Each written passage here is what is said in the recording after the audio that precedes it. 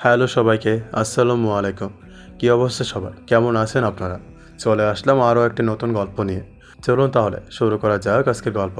বয়স হয়েছে আমার, তার আব্বু চুলও পাক ধরেছে। এখন আমাদের নাতি নাতনিদের নিয়ে সময় কাটানো বয়স, অথচ তাদের চেহারা তো দেখা দূর। এখনও ছেলের বউর মুখই দেখা কপালে চলত না। একরাশ হতাশা নিয়ে কথাগুলো বললেন ছেলের উদ্দেশ্যে পারবেন বেগম। আম্মু, আমি কি একবার বলেছি যে আমি বিয়ে করব না? কবে করবি? হ্যাঁ, নিজের পছন্দ থাকলে বল, তাও তো বলিস না। এবার আমার পছন্দ মেয়েকে বিয়ে না করে কিভাবে বাড়ি থেকে 2 পা তো দূর, 1 পাও বের করে সেটাই আমি দেখব। পারভিন বেগমের কথায় রোশন মায়ের দিকে বিরক্ত ভরা চাহনিতে তাকিয়ে রইল। ছুটিতে বাড়ি আসতেই এই এক টপিক নিয়ে কথা বলতে বলতে আম্মু তার কান জ্বালাপালা করে দেয়। সে মায়ের কথায় কান না দিয়ে ল্যাপটপ নিয়ে বসলো। পারভিন বেগম ছেলের গা ছাড়া ভাব দেখে আরও তেতে উঠলেন। অতঃপর জাজালো কণ্ঠে বললেন, বিয়ের জন্য নিজেকে প্রস্তুত কর, এবার আমি আর কোনো বাহানা শুনবো না। আজ বিকেলে মেয়ে দেখতে যাব। তার আব্বু খোঁজ খবর নিয়েছে, আমাকে যেন আর বলতে না হয়। এই বলে পারভিন বেগম ছেলের ঘর থেকে বেরিয়ে গেলেন। রোশন মায়ের কথা শুনে বিস্মান্বিত। তাকে কিছু না জানি হঠাৎ করে মেয়ে দেখতে যাবে? কোন মেয়ে? কোথাকার মেয়ে? আব্বু আম্মু করতে চাচ্ছেটা কি? সে যথেষ্ট বুঝদার একজন ছেলে। আব্বু আম্মু কি আমায় এখনও সেই 10 বছরের বাচ্চা ভাবছে? এভাবে ধরে বেঁধে বিয়ে দেওয়ার কোনো মানে হয়? সে তো বলেনি কোনোদিন বিয়ে করবে না। সবে অনার্স শেষ করলো, মাস্টার্সে ভর্তি হয়েছে। ঢাকায় বাবার গার্মেন্টস আছে। পড়াশোনার সুবাদে তার ঢাকায় থাকা। বাবার পাশাপাশি সেও টুকটাক দেখাশোনা করে গার্মেন্টসের। আব্বু আম্মু দুজনেই তাকে গার্মেন্টসের দায়িত্ব বুঝে নিতে বলে। কিন্তু তার ইচ্ছে নিজের উদ্যোগে ভাইকে শোরুম দেওয়া, অথচ তার বাবা মা বুঝতেই চাচ্ছে না। বিদিষ্ট হয়ে ল্যাপটপ রেখে শুয়ে পড়ল। কিছু ভালো লাগছে না। ঢাকা ভার্সিটি পড়াশোনা করায় মেয়েদের বিশ্বাস করতে ইচ্ছে করে না। ভার্সিটির সবচেয়ে ভদ্র মেয়েটাও চিপাগলি থেকে বের হয়। এসব দেখে কিভাবে বিশ্বাস করবে? সেই থেকে সিদ্ধান্ত নিয়েছিল গ্রামের সহজ সরল মেয়েকে বিয়ে করবে। খুব ভালো করে খোঁজখবর নিয়ে তবেই কবুল বলার প্রস্তুতি নেবে। তার মা যে কেমন মেয়ে দেখাতে নিয়ে যাবে তা নিয়েই রওশন চিন্তিত। মিজানুর রহমান গায়ে পাঞ্জাবি জড়িয়ে আয়নার সম্মুখে দাঁড়িয়ে নিজেকে পরিপাটি করতে ব্যস্ত। পাঞ্জাবির হাতা গটিয়ে নিচু হয়ে পাজামা গিরার উপর পর্যন্ত ভাঁজ করলো। আয়নার সম্মুখে দাঁড়িয়ে আরেকবার নিজের প্রতিবিম্বের উপর চোখ বোলালো। নিজেকে মন মতো সাজিয়ে সন্তুষ্ট চিত্ত ঘর থেকে বের হতে গিয়ে ভুল কুচকে নিজের স্ত্রীর পানে তাকালেন। কোমরে এক হাত রেখে তা দেখে অগ্নিদৃষ্টিতে তাকিয়ে আছে। হঠাৎ অমন আগুন চোখ দেখে মিজানুর রহমান ভরকে গেলেন। একটু আগেও তো তার বউ ঠান্ডা ছিল, হঠাৎ গরমে বউ রূপান্তরিত হলো কেন বুঝলো না। থমথমে কণ্ঠে পারভিন বেগম প্রশ্ন করল, কার জন্য মেয়ে দেখতে যাচ্ছি? মিজানুর রহমান বউয়ের কথা শুনে কনফিউজ হয়ে গেল। ছেলে একমাত্র বউহীন, তার ছোট ভাইদের তো বিয়ে হয়ে গিয়েছে, রোশনের মামারও সব মিঙ্গেল। ভাবনা রেখে সুপ্রসন্ন হেসে জবাব দিল, আমাদের ছেলে রোশনের জন্য দেখতে যাচ্ছি। কেন বলো তো? তুমিই তো সকালে আমাকে বললে। এত তাড়াতাড়ি ভুলে গেলে? তোমার তো বয়স কমই আছে, এত তাড়াতাড়ি ভুলতে শুরু করলে? পারভিন বেগম জ্বরের বেগে স্বামীর কাছে গিয়ে টেনে পাঞ্জাবির হাতা নামিয়ে দিলেন। অতঃপর রক্ষ কণ্ঠে বলতেন, বয়স চোরা কথাকার, তোমায় দেখে কেউ বিশ্বাসই করবে না যে তোমার ঘরে বিয়ের বয়সী একটা ছেলে আছে। সবাই ভাববে তোমার নকল ভাব সাজিয়ে মেয়ে দেখতে গিয়েছি। বুড়োদের মতো করে সেজে যেন ঘর থেকে বের হতে দেখি, এই বলে দিলাম। মিজানুর রহমান তার স্ত্রীর কথা শুনে তবদা খেয়ে চেয়ে রইল। সে বুড়ো সাজবে কিভাবে? বুড়ো হওয়ার মেকআপ তো কেনা হয়নি তা। অসহায়ভাবে তাকালো পাঞ্জাবির হাত দুটোর দিকে। বউ তার নিজ দায়িত্বে ধুমড়ে মুছে দিয়েছে। অন্য সব স্বামী বউ কোথাও যাওয়ার আগে বউরা তাদের স্বামীকে মনের মতো করে সাজায়, আর এক পিস বউ নিজ দায়িত্বে তাকে এলোমেলো করে তবে দরজার বাইরে পা রাখে। এসব ভেবে সে হতাশার নিঃশ্বাস ফেলল। তারপর বলল, বুড়ো কিভাবে সাজবো? পারভিন বেগম ব্যস্ত পায়ে এসে স্বামীর মুখোমুখি দাঁড়ালো। পা দুটো সামান্য উঁচু করে মাথার চুলগুলো এলোমেলো করে দিল। অতঃপর স্বামীর হাত ধরে হাঁটা দিল রোশনকে ডাকতে। মিজানুর রহমান ছেলের ঘরে দরজার সামনে গিয়ে উচ্চস্বরে ডাকলেন, রোশন, আব্বু তাড়াতাড়ি এসো, দেরি হয়ে যাচ্ছে। বেশ কিছুক্ষণ দাঁড়িয়ে অপেক্ষা করেও তার ছেলের কোনো সাড়াশব্দ পেল না। পারভিন বেগম রেগে বলল, ছেলেকে তোমার মতো ঘাড়তেরা বানিয়েছ, এখন সামলাতে হয় আমাকে। এই বলে ছেলের ঘরের দিকে হাঁটা দিল। পারভিন বেগমের কথায় মিজানুর রহমান বোকা চোখে বউয়ের পন্থান দেখল। দুঃখী দুঃখী মুখ করে নিজের মন আড়ালো। বউ বাধ্যবর হয়ে এই ছেলের জন্য আমাকে অবাধ্য করে অবাতি পেতে হচ্ছে। ছেলে শোনে না মায়ের কথা, বিনিময়ে আমি হয়ে যাই গাড়তেরা। পারভিন বেগম ঘরে গিয়ে দেখলো ছেলে তার আরামে ঘুমোচ্ছে। ছেলের উপর বিরক্ত হলেন, বিড়বিড় করলেন, 1 নম্বর ঘাড়তেরা হয়েছে, আমার হয়েছে যত জ্বালা। বাহুতে হাত রেখে কয়েকবার ডাকলেন। রোশন মিটমিট করে চোখ খুলে বোঝার চেষ্টা করলো কি হয়েছে। মাকে ঝাপসা চোখে দেখে কপালে বাজ ফেলো। তারপর উঠে বসলো। ঘুম ঝাড়ানো কণ্ঠে বলল, কি হয়েছে আম্মু, এভাবে ডাকছো কেন? ছেলের মুখে এই কথা শুনে ক্ষুব্ধ হলেন পারভিন বেগম। সকালে কি সুন্দর করে বলে গেল মেয়ে দেখতে যাবে, আর এই বেয়াদব ছেলে পড়ে পড়ে ঘুমোচ্ছে, আবার উঠে বলছে কেন তাকে ডাকা হয়েছে। অতঃপর রোশনের উদ্দেশ্য রাগাত সরে বলেন, এত বড় হয়ে আমার হাতে মার খেতে না চাইলে চুপচাপ রেডি হয়ে নে। রোশন ঘুমানোর আগে সিদ্ধান্ত নিয়েছে সে মেয়ে দেখতে যাবে না, বিয়ে করার জন্য তার আরেকটু সময় চাই। মেয়ে হলে এতক্ষণ কেঁদে ভাসাতো, ছেলে হওয়ায় ঠিকঠাক কাঁদতেও পারছে না সে। কে যেন বলেছিল ছেলেদের কাঁদতে নেই। অতঃপর তার আম্মুকে বোঝানো সরে বলল, আমি যাব না আম্মু, আমার আরেকটু সময় প্রয়োজন। আমি কথা দিচ্ছি তোমাদের পছন্দ করা মেয়েকে বিয়ে করব। আমাকে আর 2-3টা বছর সময় দাও প্লিজ, একটু বোঝার চেষ্টা করো। তুইও বোঝার চেষ্টা কর, আমার আর তোর আব্বুর নাতি নাতিদের সাথে খেলার প্রয়োজন। আমাদের তো বয়স হচ্ছে বাবা, আমরা কি সারা জীবন বাঁচবো বল? মায়ের কথা শুনে রোশনের কিছুটা মন খারাপ হলো। তার মা ইমোশনাল কথা বলে কাজ হাসিল করে নেয়। আম্মু, বেকার ছেলেকে কোনো বাবা মাই মেয়ে দেবে না, আমাকে একটু সময় দাও। আমি নিজের কোম্পানিটা দাঁড় করাই, একটা ভালো পজিশনে যাই, কথা দিচ্ছি তারপর তোমাদের পছন্দের মেয়েকেই বিয়ে করব। আমি বাবার টাকায় বসে বসে খেতে চাই না আম্মু। বসে খেতে না চাইলে শুয়ে শুয়ে খাবি, আর তোর বাবার যা আছে তা খেয়েই শেষ করতে পারবে না। মাথা থেকে এসব ভাবনা ছেড়ে ফেল। বেকার ছেলে দেখে মেয়েকে বিয়ে দিবে কিনা সেই ভাবনা তোর নয়, আমরা আছি এসব ভাবার জন্য। এখন চুপচাপ রেডি হয়ে নে, আমি আর তোর আব্বু অপেক্ষা করছি, দ্রুত যা। রোশন হাল ছেড়ে দিল। তার বাবা মা যে তাকে বিয়ে করার জন্য আটঘাট বেঁধেই নেমেছে তা বুঝতে পারলো। হাজার অনীহা থাকা সত্ত্বেও কোনো রকম রেডি হয়ে বের হলো বাবা মার সাথে। রোশন অনুরক্তহীনভাবে বসে আছে তার বাবার পাশে। সামনের সোফায় লাল শাড়ি পরিহিত, নাক পর্যন্ত ঘোমটা টানা এক মেয়ে লাজুক মুখশ্রীতে বসা। মুখ দেখতে পাওয়া দুষ্কর। পারভিন বেগম ধীর পায়ে পাত্রীর পাশে গিয়ে বসলেন। মাথার ঘোমটা সরিয়ে থুতনি উঁচু করে মিষ্টি হেসে বলেন, মাশাআল্লাহ। রোশনের মধ্যে বিন্দুমাত্র আগ্রহ দেখা নেই মেয়ের মুখ দেখার। মায়ের কথায় এক পলক লাল শাড়ি পরা মেয়েকে দেখল। মাথা নিচের দিকে নামিয়ে রেখেছে এমনভাবে যে থুতনি একদম গলার নিচে গিয়ে ঠেকেছে। রোশন বুঝল না এত লজ্জা পাওয়ার কি আছে। অপছন্দ হওয়ার মতো মেয়ে না, তবে আপাতত তার এসব বিন্দুমাত্র আগ্রহ নেই। মনে মনে আওড়ালো, এতই যখন লজ্জা, এই মেয়েকে পাত্রপক্ষের সামনে আসতে কে বলেছিল? এই মেয়ে রাজি না হলেই তো সে বিয়ে নামক প্যারা থেকে বেঁচে যেত। অসহ্য। বাবার কথায় অবাক নয়নে তাকালো রোশন তার আব্বুর পানে। সে দেখতে আসতে যাচ্ছিল না, সেখানে এখনই নাকি ভেয়ে পড়ে দেবে। পাশ থেকে তার বাবা তার কানের কাছে দৃঢ়স্বরে বলো, তোমার কি মত আব্বু? রোশন দাঁতে চাঁদ চেপে বলল, আর 2-4টা বিয়ে দিলেও আমার কোনো সমস্যা নেই আব্বু, আমি 2 পায়ে রাজি। মিজানুর রহমান ছেলের কথায় কৌতুক সুরে বলল, আপাতত একটা করো, তুমি তোমার স্ত্রীকে সামলাতে পারলে, তাকে মানাতে পারলে আমাদের আরও কয়েকটা পাত্রী দেখতে কোনো সমস্যা নেই আব্বু।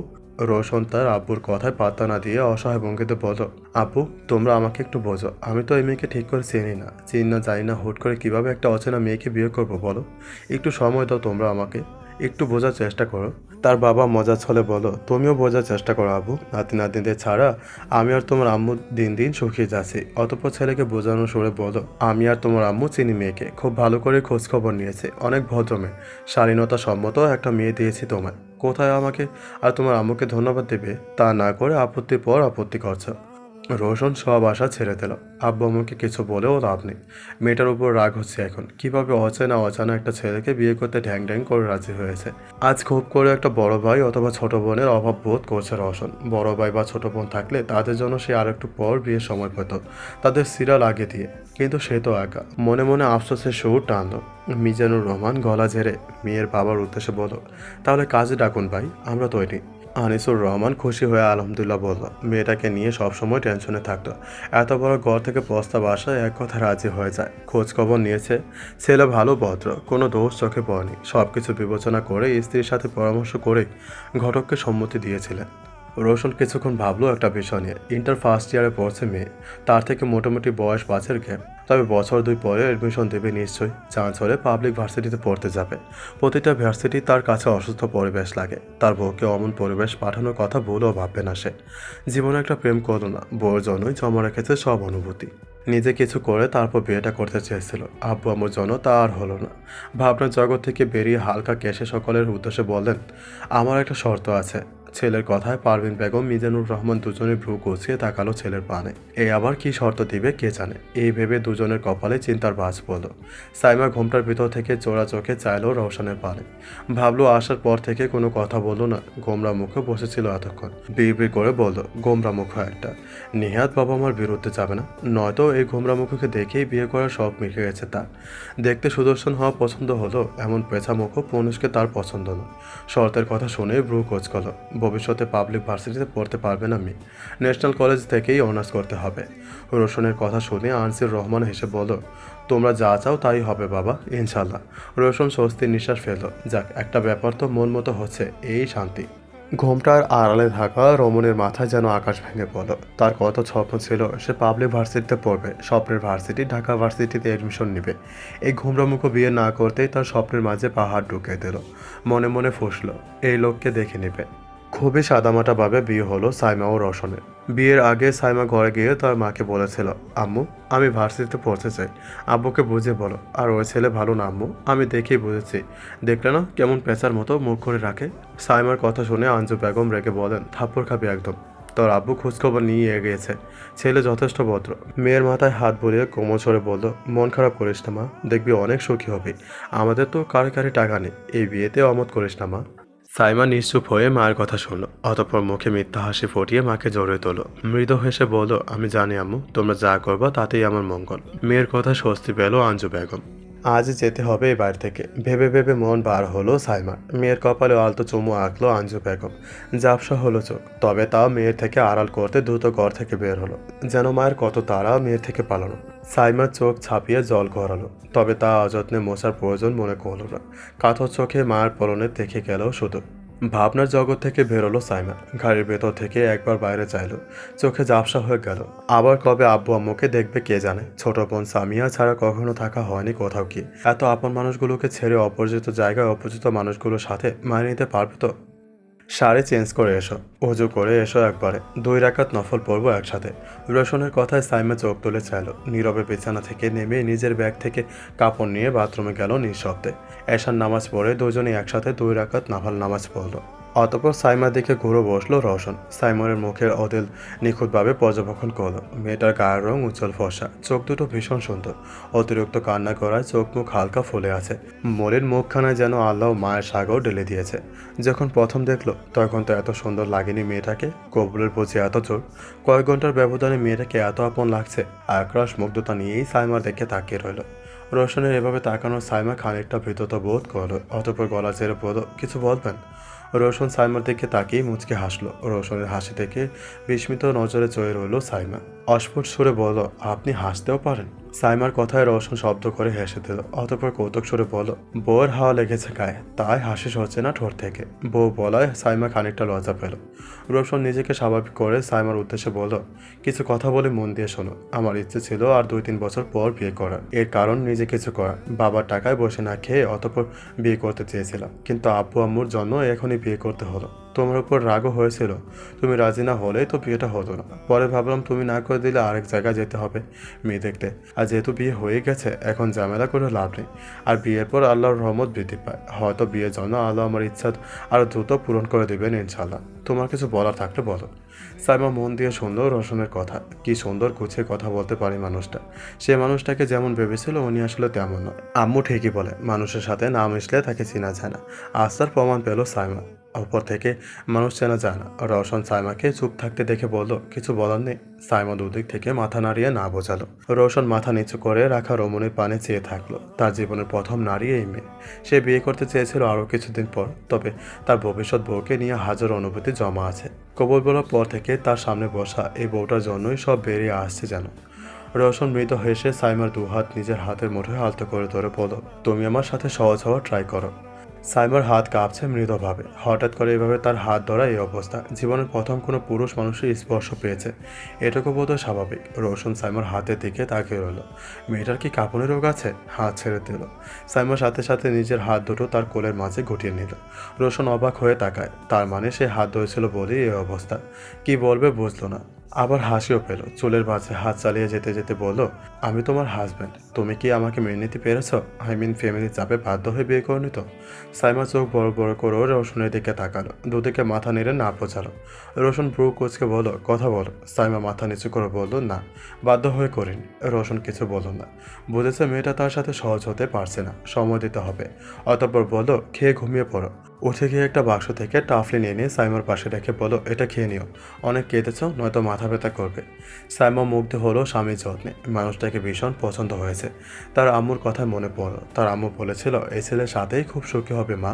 আম্মুর কথা হয়তো আল্লাহ কবুল করে নিয়েছে। মনে মনে আলহামদুলিল্লাহ বলল সে। অতঃপর একটু চিন্তিত স্বরে সাইমা বলল, আপনি আমাকে ভার্সিটিতে পড়াতে দিতে চান না কেন? সাইমার কথায় রোশন হেসে বলল, একদিনই সব জেনে নিবে, এটার পেছনে কারণ আছে, তবে আরেকদিন বলবো। আপাতত মন দিয়ে পড়াশোনা করো, এসব চিন্তা বাদ দিয়ে। সাইমার কথা বাড়ল না, তবে একটু মন খারাপ হলো। বিষের পাতা না দিয়ে খেয়ে শো পড়ল সে। ভীষণ ক্লান্ত লাগছে। একটু পর রোশনও বিছানার এক পাশে দ্রুত রেখে শুয়ে পড়ল। রোশন তার দিকে তাকিয়ে মুচকি হাসলো। কারণ ছাড়াই মেয়েটাকে ভালো লেগেছে। হয়তো কবুলের জোরে আল্লাহ তার অন্তর মেয়েটার জন্য অফুরন্ত মায়া ঢেলে দিয়েছে। মৃদু সুরে বলল, তোমার নাম কি? সাইমা চোখ বুঝেছিল। স্বামীর মুখে এমন প্রশ্ন শুনে অবাক না হয়ে পারল না। এতক্ষণ আলাপ আলোচনা করে এখন বউয়ের নাম জিজ্ঞেস করছে। মানে এই লোকটা তার বউয়ের নামও জানে না, তার স্বামী তার নাম জানে না, এসব মানা যায়? সাইমা শোয়া থেকে উঠে বসলো। রোশনের দিকে এগিয়ে গিয়ে বলল, মিস্টার রোশন, আপনি আপনার বউয়ের নাম জানেন না? বিয়ে করেছেন কাকে তাহলে? রোশন সাইমার এমন হঠাৎ রেগে যেতে দেখে বরকালো। সে উঠে বসে বলল, না মানে টেনশনে শোনা হয়নি। সাইমা রেগে বলল, তাহলে জীবনেও শুনতে হবে না, অস্বামী একটা। রোশন হা করে তাকালো। এই মেয়ে তো একটু আগেও কাঁপছিল, এখন কেমন রেগে গেল? কোথায় যেন শুনেছিল, বাদ দেন বেটি মানুষ। কথাটা মনে পড়ল, আসলেই বেটি মানুষ। একটু আগেও তার সাথে কথাই বলছিল না, একটু হাত ধরেছিল বলে কাঁপছিল, এখন মুখ দিয়ে ক্ষয় ফুটেছে। সাইমা উল্টো ঘুরে শুয়ে পড়তে নিলে রোশন সাইমাকে হঠাৎ করেই পিছন থেকে জড়িয়ে ধরে। সাইমার আর শোয়া হয় না। তখন হাত কাঁপছিল, এখন পুরো শরীর। কথাও বেরোচ্ছে না। রোশন ফিস ফিস করে বলো, তোমার জন্য অনুভূতি জমিয়ে রেখেছিলাম, কখনো কোনো মেয়ের দিকেই তাকাইনি। যখন কবুল বলেছি তখন থেকেই আমার সেই জমানো অনুভূতি তোমার প্রতি কাজ করছে। বুদ্ধি হওয়ার পর থেকেই ভবিষ্যৎ বয়স জন্য যে অনুভূতি জমিয়ে রেখেছিলাম তার সম্পূর্ণরূপে তোমার প্রতি কাজ করছে। কবুলের অনেক জোর। এভাবে কিছুক্ষণ থেকেও রোশন স্বামীকে তার থেকে ঘুরে নিয়ে কপালে চুমু আঁকে দিল। আবারও নিজের সাথে জড়িয়ে নিল। হালাল বউয়ের প্রতি জমানো অনুভূতি বাসর রাতে বউয়ের সামনে উপস্থাপন করায় আলাদা এক শান্তি পাওয়া যায়, তা জানলো রোশন। এদিকে সাইমা চুপটি করে তার হালাল স্বামীর বুকে মাথা রেখে কান পেতে থাকলো। সেও তো ভবিষ্যৎ স্বামীর জন্য অনুভূতি জমিয়েছে, তার প্রতি পুরুষ এই মানুষ। মৃদু হাসল। 2 বছর পর। আপনি আমার একটা প্রশ্নের উত্তর এখনও দিলেন না। সামনে এডমিশন টেস্ট, আমার বান্ধবীরা কোচিং করছে। আপনি চান না আমি এডমিশন দিই, তা জানি, কিন্তু এখন অন্তত কারণটা বলুন। বউকে পাশে নিয়েই বউর হাতে চা খাচ্ছিল রোশন বারান্দায় বসে, আর চন্দ্রবিলাস করছিল। রাত প্রায় 11টা বাজে। সাইমার কথায় ব্রু কুচকে তাকালো তার দিকে রোশন। বাকি চা তার দিকে তাকিয়ে শেষ করলো। অতঃপর কাপ রেখে পুরোপুরি সাইমার দিকে ঘুরে বসলো। নিজের দুহাত দিয়ে সাইমার দুহাত মুঠোবন্দি করলো। রোশন বলল, তোমার সবচেয়ে দামি জিনিস কোথায় রাখো তুমি? এই যেমন সোনা, হীরা। সাইমা বলল, আলমারিতে তুলে রাখি। কেন বলুন তো? রোশন বলল, আমি আমার দামি জিনিস আলমারিতে তুলে রাখতে পারি না চাইলেও, তবে সুন্দর পরিবেশে রাখি, যা আলমারি না হলেও পরিবেশটা শোভনীয়। সাইমা বলল, কোনটা আপনার দামি জিনিস? রোশন সাইমার কানের কাছে ফিসফিসে বলল, আমার একান্ত একমাত্র পানের বউ। কানে উষ্ণ নিঃশ্বাস বাড়ি খাওয়ায় সাইমা খানিকটা কেঁপে উঠল। নিজেকে স্বাভাবিক করে বলো, কিন্তু আমি তো দরকারেই বাইরে যাই, আপনার সাথে ঘুরতেও চাই, নিজেকে যথাসাধ্য ঢেকে যাই। ভার্সিটিতে এভাবে গেলে কী সমস্যা? রোশন বলল, চোরদের আড্ডাখানে কি তুমি গা ভর্তি গহনা পরে যাও? সাইমা বলল, সেখানে গহনা পরে যাবো কেন, যেখানে চুরি হওয়ার সম্ভাবনাই 90%। রোশন বলল, যেখানে আমার বউকে ইফটিজিং করার 100% গ্যারান্টি থাকে, যেখানে প্রতিদিন নিয়ম করে পকেটেদের আড্ডা জমে, যেখানে একটা মেয়ের নিরাপত্তার 1%ও নিশ্চয়তা নেই, যেদিকে তাকাবে সেদিকে শুধু হারাম রিলেশনে ছড়াছড়ি। এই অসুস্থ পরিবেশে কি করে আমার এত মূল্যবান জিনিসকে আমি পাঠাই বউ? রোশনের কাতর সরে কথাগুলো শুনে সাইমার দেহ জুড়ে শীতল সেত বয়ে গেল। মানুষটা তাকে কতটা ভালোবাসলে এভাবে আগলে রাখতে চায়। সাইমা মনে মনে অনুতপ্ত হলো। না বুঝে সে কোথায় পড়ার স্বপ্ন দেখত। মন খারাপ করে রোশনের পানে চেয়ে বলো, আমি অনেক দুঃখিত, না বুঝেই মাঝে মাঝে আপনাকে এই ব্যাপারে অনেক জ্বালিয়েছে। হুট করে রোশন তার বউকে টেনে তার কোলে বসালো। পরম যত্নে বুকে আঁকড়ে নিয়ে কিছুক্ষণ অনুভব করলো তার পানকে। অদ্ভুত প্রশান্তি পায় এই মেয়েটার কাছে। অতঃপর মুখটা সাইমার কানের কাছে নিয়ে ফিসফিসিয়ে আওড়ালো, তুমি আমার একান্ত অপরাজিতা ফুল। অপরাজিতা ফুলে যেমন চারপাশে নীল রঙের ছড়াছড়ি, মাঝখানে শুভ্র রং, তেমন তোমার চারদিক থেকে সৌন্দর্য উপচে পড়ে। আর ভেতরটায় খুব সুন্দর শুভ্র একটা পবিত্র মনও আছে। হাতের বাঁধন আর একটু শক্ত করে কয়েকবার আওড়ালো। আমার অপরাজিতা ফুল, একান্তই অপরাজিতা বউ, একমাত্র অপরাজিতা বউ ফুল আমার তুমি। সাইমা পরম শান্তিতে তার স্বামীর বুকে পড়ে রইল। এমন নিরাপদ স্থান মেয়েদের জন্য পৃথিবীর বুকে আল্লাহ হয়তো কোথাও রাখেনি। মনে মনে আল্লাহকে বলল, মৃত্যুর পরে জান্নাতেও এই স্থানটা আমার নামেই দালিল করে দিও রহমান আল্লাহ। হ্যালো বন্ধুরা, আমার অপরাজিতা ফুল গল্পটি আপনাদের কেমন লেগেছে অবশ্যই কমেন্ট করে জানাতে ভুলবেন না। আর হ্যাঁ, আমাদের চ্যানেলে যদি নতুন হয়ে থাকেন অবশ্যই চ্যানেলটি সাবস্ক্রাইব করে আমাদের পাশেই থাকবেন নিত্য নতুন গল্প পাওয়ার জন্য। দেখা হচ্ছে পরবর্তী কোনো গল্পতে। ততক্ষণ ভালো থাকুন, সুস্থ থাকুন। ধন্যবাদ।